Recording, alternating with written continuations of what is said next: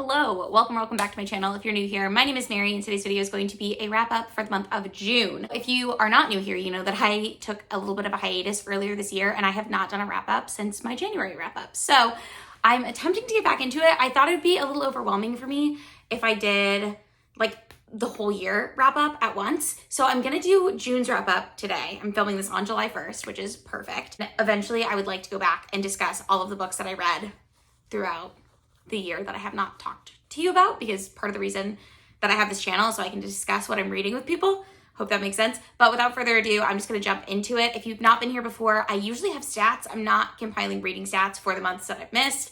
I haven't done reading stats pretty much all year. So I won't be doing that. But I will be going through these in the order in which I enjoyed them, sort of. I'm gonna start with two nonfiction books that I read. So the first one that I'm gonna talk about is called On the Other Side of Freedom, The Case for Hope by DeRay McKesson. And this is, DeRay McKesson is like a political activist, and that's pretty much like his job.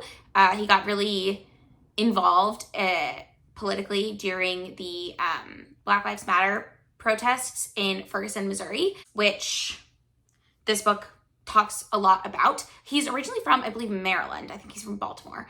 But this book talks a lot about his like involvement in the political process. And also, I liked this book because it had a very interesting take on the political process. I feel like a lot of books sort of tout almost an anarchist approach to resolving some issues like systemic racism that are in the United States, but DeRay really took the time to analyze how the systems have impacted him and also how they will continue to impact Black people and white people and how they impact our society as a whole. And then also he made a really interesting case for himself in particular as a Black gay man and how his life has been impacted by systems that both oppress the LGBTQ community and the Black community. I thought this was a really, really interesting take on that.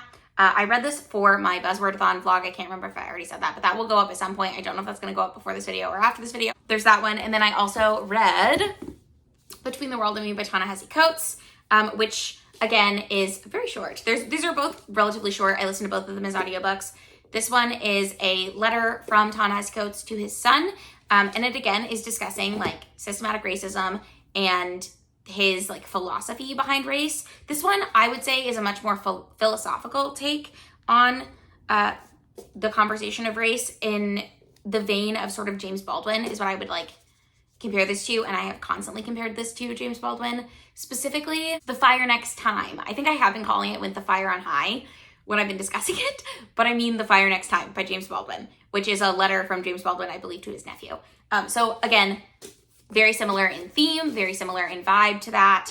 I've already read that, and for me personally, I didn't feel that this book got really dark in here. I might need to turn on the light. I did not feel that this book, I don't know. I feel both of these that I've talked about, both of these nonfiction books, I've decided I'm going to sort of stop reading nonfiction for a while because it gets to a point where it's not as impactful, and that's not anything about the book, but it's just about my like level of knowledge of the topics being discussed has changed, and then therefore my perception of what I'm reading is changing. I hope that makes sense to you. But those are the two nonfiction books that I finished in June. Now I'm going through the fiction books that I read in the order in which I enjoyed them. So first up, I'm going to talk about Vampires, Hearts, and Other Dead Things by Margie Fuston. And I want to start this review by saying that this book was like nominated for a really big like YA fiction award, or it might have won an award. It was shortlisted for something, and a lot of people seem to really love this book. So take this review with a grain of salt. I gave this book 2 stars. I did not enjoy it. It's about this girl whose dad has pancreatic cancer, and she and her dad have always had this thing where they've been like really into vampires, and you can't tell if her dad actually believes in them or not, but she does. She just graduated from high school. First thing that's a little odd about this. So she's not like a little kid, she's like an adult. She decides that she's gonna take the senior trip that she was supposed to take with her dad to go to New Orleans and hunt for vampires, and she's gonna go by herself. But then she ends up asking her next door neighbor, who used to be her friend, but they had a falling out at some point a year before that you learn about, Henry, to drive her to the airport, and he's like, you're not going by yourself, so he goes with her. And so when they're in New Orleans, she meets this guy named Nicholas, who she convinces herself is a vampire, and Nicholas has her do like this scavenger hunt basically around New Orleans. because her whole plan is that she wants to get turned into a vampire so she can go back and turn her dad into a vampire so he does not die from cancer, which is a very, very sad premise, right? I was bored by this book. I thought it was pretty boring, pretty predictable. I knew what was happening pretty much the whole time. I think I've decided, I've read a couple of books that have the like, is it paranormal? Is it not paranormal? Like, ooh, we don't know either way. I don't like that, I think is the thing that I'm deciding about myself. Like the whole part of the book, like the reason she's convinced that vampires are real is because like 10 years before this, a guy came out of the woodwork and said he was a vampire. And so that's why she and her dad like really got obsessed with vampires, is because they thought they were real, maybe. But like for me personally, the like, is it paranormal, is it not paranormal thing really just does not work for me. I usually like topics of grief being discussed, and this book does delve into her topics, or delve into those topics of her like sort of thinking about her life without her dad. And when it gets to that point at the very end, I really enjoyed the end of this book. The last like 18%, very interesting. And there's a twist that happens at the very end that I wished had happened like halfway through, and then we could have followed the plot with that knowledge out in the open. I think that would have made it a better read for me. Personally, I just did not enjoy this one, and I would not recommend it. So next book I want to talk about is The Devil in the Dark Water by Stuart Turton. I give this book 3 stars as well. This is a closed circle mystery about a group of people in like the 1600s on this ship, and there's this thing called Old Tom, which is like a spirit demon thing, and everyone who's on the ship has like legends of Old Tom that they've heard, and then Old Tom comes to the ship and starts like messing things up, and so they're trying to figure out like get to the bottom of it. I will say my problem with this book, I think I read it as an audiobook, which I would not recommend, at least without like immersion reading first. Stuart Turton in his books has like a cast of characters, and I honestly feel like if you don't have that to reference to, there's too many characters that are named for it to make any sense. I did like a lot of the reveals that came out about this book. Again, it has the thing where it's like, is it paranormal? Is it not? Is there a demon? Is someone fucking around? Like, I don't like that. So I did not like that part of this book, but I also felt like this book was too long. I thought about DNFing it multiple times, which was the same thing that happened when I read The 7.5 Deaths of Evelyn Hardcastle, also by Stuart Turton. So ultimately, he's probably not an author for me, which I'm upset about because I like his premises a lot. But this book, again, was not my favorite. I gave it 3 stars. I thought it was just fine. I think if I'm describing things that you would like, I think you would enjoy it because I think he did a good job of writing that. Same with the Margie Fuston book, Vampire's Hearts, the other one that I talked about. I think if I described things that you think you would like, I think you might like that book. I did not like them because these are things that I do not like in books, and I'm learning that about myself. So the next book I want to talk about is right in front of me, and it's The Swimmers by Julie Otsuka. This I was kind of disappointed in. I've seen other people give this like 5 stars, and I wanted to be that person. I wonder if I'd taken my time and read this physically instead of listening to the audiobook, if I would have liked it more. But it's about this woman named Alice who is, how do I describe this? She's Japanese American, so it talks a little bit about her life when she was a little girl in Japanese internment camps. And the premise of this book is that there's this pool where she goes, and there's a crack in the pool. And honestly, the way that I'm talking about this, you can tell that I don't really get it. I don't get it. I didn't get it. I gave it 3 stars because I enjoyed it while I was reading it, but now that I'm trying to describe it to you, I can't. I'm trying to remember even what the synopsis is. So it's a woman who has Alzheimer's, okay? And so she's like forgetting parts of her life, but she's trying to remember those parts of her life through her daughter, if that makes sense. So that's, the book is told from this perspective of this woman's daughter. Yeah, I think if I had read this physically and taken my time with it, I could have enjoyed it a lot. I did not do that. I did not enjoy it a lot. I gave it 3 stars. I thought it was fine. I would consider trying to reread this at some point though. I probably will. I think I just tried too hard to like cram a bunch of shit in this month. Next book I'm going to talk about is The Other Einstein by Marie Benedict. I read this again as part of the Buzzwordathon. I won't go too deep into my thoughts on it here. I did end up giving this 4 stars. I'm surprised. I thought I gave it 3 stars. It was probably like a 3.5 realistically. Like I did enjoy it. I remember what happened. I was like a 3-star all the way through, and then I really liked certain turns it took at the end and whatever. I'll tell you what it's about. It's basically a fictionalized account of what is her name? I don't know. I can't remember her name. Mitsa, maybe? But it's Albert Einstein's first wife. And it talks about like how she meets Albert Einstein. She was also a physicist. And apparently there's this like thought that perhaps she was very inspirational to him in writing his theory of relativity. So that's pretty much explored in the book, which if you don't know that much about it, you don't need to. That's something I liked about this book. As much as I like hard science fiction, I also really like it when a book can have like scientific elements and themes, but you don't have to be an expert on them and there's no like over explanation. I think if people are like into science and like scientists, you might not like that as much. I am not a scientist, I'm an attorney and I don't know anything about science. So I really enjoyed the way this book handled that. I also felt like very emotionally compelled. I felt very betrayed by certain things that were happening. I feel like this was a character that was very easy for me to empathize with, which I appreciate. So personally, I liked it. Thought it was good. I think if it sounds like something you would like, I think you would like it too. But yeah, that's my experience with this. This one, I should have talked about this book before I talked about The Other Einstein because of my thoughts on it. Another book that I gave 3.5 stars this month was 9 Perfect Strangers by Leanne Moriarty. I also watched the show, which I kind of want to do a book versus adaptation review. Let me know if you'd be interested in seeing that. I took notes, so I can do that. They are very different though. But basically this book follows a group of 9 people who go to this health resort in Australia, I think is where the book is set. And it's like a 10-day retreat. And then crazy shit kind of starts happening. I will say I was under the impression this was going to be like a mystery thriller. I thought someone was going to die. Like I thought something dramatic was going to happen. It's pretty tame and almost boring. So if you were expecting that, I don't think you should. I don't know why I expected that because its top like tags on Goodreads are fiction, contemporary, and then mystery thriller, chick lit. So I don't agree with thriller at all. I don't really agree with mystery. Like there's like mysterious things kind of happening in this health retreat, but essentially you follow like each of the characters, you get like different perspectives and weird shit just starts happening to them. And then but it's immediately revealed why these things are happening. That's why I don't think it's like a mystery. But yeah, that was my experience with that book. I don't really know how to describe it. It's like a general fiction book where I can't describe it to you because it's not plotless, but like, it's like a premise and then you read the book.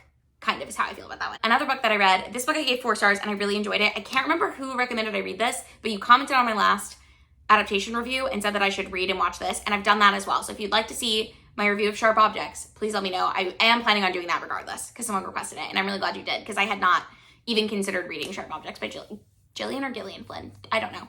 But that's what I read. I gave it 4 stars. Okay. This book is about a woman who is a reporter and she gets called into her boss's office. She works for like a 3rd-tier paper, like not a very good newspaper. And her boss knows she's from this small town in Missouri and he says, I need you to go back to your small town because a girl was murdered there last year and now another girl has gone missing. And the big thing about it is that the girls who are murdered, they come back and they don't have teeth, like someone removes their teeth. And so she goes to her hometown. She has to confront her relationship with her mom and her half-sister and her like stepdad. And there's like weird vibes throughout. I will say, I suspected one of the twists. There's like a red herring twist in this book, which when that happened, I was like, maybe I'm wrong about what I thought was happening, but I was right. So that's what I'll say without spoiling too much of it. I still really enjoyed it. It's called Sharp Objects, just for a trigger warning in case this will trigger you, because I know this is a very triggering thing. The main character, whose name, Camille is her name, she cuts herself. And it's not really like graphically described. None of the cutting is graphically described, but it does deal a lot with her like mental health and things that trigger her to cut. And then also like there's in-depth discussions of her like thought process for things. I don't struggle with that, but there are other things that kind of, like not even the description of the thing that triggers me, but the description of someone's mental thoughts about it will be more triggering. So that's why I mention it. Okay, next book I want to talk about is another book I gave 4 stars, and it is I Have Some Questions for You by Rebecca Makkai. And I was very happy about this book. So this again is tagged as like a mystery thriller. Rebecca Makkai traditionally writes historical fiction. I have a bunch of her books on my TBR. One of them is right behind me, right here, Music for Wartime, which is a short story collection by her. But I was surprised that this was a mystery thriller, but I saw it pop up on some like list of books that were coming out this year. I think this came out earlier this year in February. And so I picked it up at Half Price Books. I liked it. So I don't know how to describe it, but it has a podcast element. It's basically about this woman who's a podcaster, and she went to this private boarding school in Vermont, I think, and somewhere in New England when she was a teenager. And she's been invited back to teach what's called a mini-mester, which is like a January 2-week course for high school students. So she does that. She teaches one on podcasting, and she teaches one on like film studies. And the podcasting course, one of her students chooses a murder that happened to a girl that she knew while she was in high school here, back in the 90s, as her like podcast discussion, because she doesn't believe that the guy who went to prison for killing the girl did it. So it's about her like dealing with that. You sort of get flashbacks to the 90s, but usually you're in 2018 when she's teaching this course, and then in the future there's something that's happening. I don't want to give it away, but like there are multiple timelines in here, and it's almost multiple plots for that reason. But again, it's not like, I don't know, there is a mystery element to it, but also like it's not really about the mystery, if that makes sense. Like it's about the character dealing with what's happening in her life, and I don't even know how to describe it. I really enjoyed this book though. Again, I feel like I've been reading a lot of like general fiction, books that I would class as general fiction, which is like harder to describe for me, because like I feel like fantasy has a very strict setup. Sci-fi pretty much has a pretty strict setup. Mystery thrillers, you can be really concise, but they've got a pretty like easy to describe setup. This one is complicated, and I feel like anything I say about it will either give something away or will be like, well, that tells me nothing. So that's what I'm giving you. I'm giving you nothing. The next book I want to talk about was another book that I really enjoyed that I read for my buzzword vlog, and that was The Other People by CJ Tudor. The word this last month was other, by the way. So that's why I read so many books that have other in the title. But anyways, this book I was like very enthralled by, and it reminds me so much of another book that I can't tell you what it is because it would ruin the twist in this book. But I don't remember necessarily loving the other book that I read, but now this book made me want to reread that. So I hope that makes sense. But this is told from like 3 different perspectives, and it's about this guy who is driving home from work one day, and he sees who he thinks is his daughter in the car in front of him. And so he pulls over to call his house to be like, hey, what's going on? Because he's like really freaked out by it. And then a police officer answers the phone at his house phone. What am I saying? And basically is like, your wife and daughter are dead. Where are you? Because his wife and daughter were murdered and their bodies were found, but he doesn't believe it's his daughter. So he spends like all this time looking for his daughter. And then you also find this perspective, or you also follow the perspective of this woman named Fran, who has a little girl who has this like weird thing where she like, I guess she's narcoleptic, it seems. And then you follow another perspective of a woman named Katie who works at a gas station that this guy comes in all the time because he's always driving up and down the freeway. Or like I think they're in England, so like the British version of the freeway. Is it called the freeway there? I really don't know. But he's always driving up and down to try to find his daughter. So I don't want to give away anything more than that, but this book was so interesting. I really, really enjoyed it. I felt like it was very engaging, and I really liked the character dynamics and the way that things were revealed. I don't know. Once something was revealed, and I was like, I should have seen that coming, but I didn't. So I don't know. I really liked it, and I would recommend it. And then I have 2 5-stars this month, which is very exciting for me. One is Part of Your World by Abby Jimenez. Part of Your World by Abby Jimenez is the first in a series of standalone romances. I wasn't even going to read this book, to be honest with you. I wanted to read the sequel to it, which I can't remember what that's called off the top of my head. Yours Truly or something. And the reason I wasn't sure if I wanted to read this one is because the premise didn't like blow me away. And Abby Jimenez is one of those authors where I love some of her books and I hate some of her books, which is very interesting to me because usually I find that if a romance author, if I like the way that they write, I'll like a lot of their books, but not the case with Abby Jimenez. Anyways, this is about a woman named Alexis who is a surgeon at a hospital in Minneapolis, and one day she's going home from a funeral that was like somewhere else in Minnesota, and her car gets like stuck in a ditch because it was raining or something, and she's in this small town, and this guy comes and he's like, hey, like, just so you know, the only tow truck driver in this town is drunk at the bar, so like you're probably not gonna get out of there. And he helps her out of the ditch, and then she ends up going to the bar because she's hungry, and they like strike up a flirtation. They end up having a one-night stand, which Alexis does not do. And the whole thing is about like whether they can make their relationship work, because he is like the mayor of this really small town and he runs a bed and breakfast. And he's also like way younger than her. So there's all these things stacked against their relationship working, but it's a romance. So you can imagine how it goes. But I just really love this book. I found it heartwarming. I really liked, I wish I could remember his name. I like Daniel. That's the love interest's name. I liked Alexis a lot. I found her like very intriguing to read from, and I just really enjoyed it. I thought it was really good. I don't know, I recommend it.